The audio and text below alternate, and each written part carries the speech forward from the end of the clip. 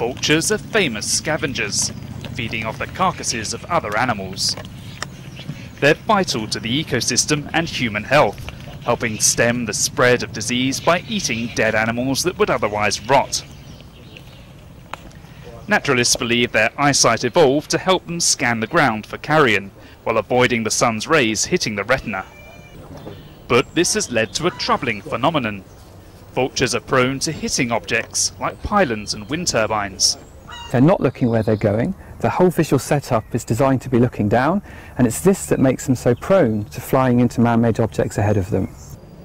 But one species, the white-headed vulture seen here, doesn't seem as liable to collision. Along with field observations, researchers examined the binocularity of vulture species. Essentially, they gave them an eye test.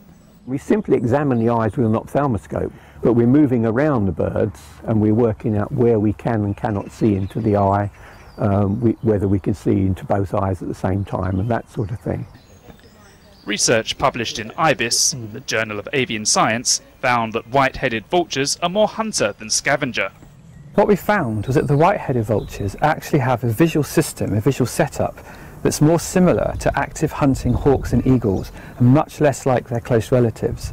This is because it turns out white-headed vultures actively hunt prey.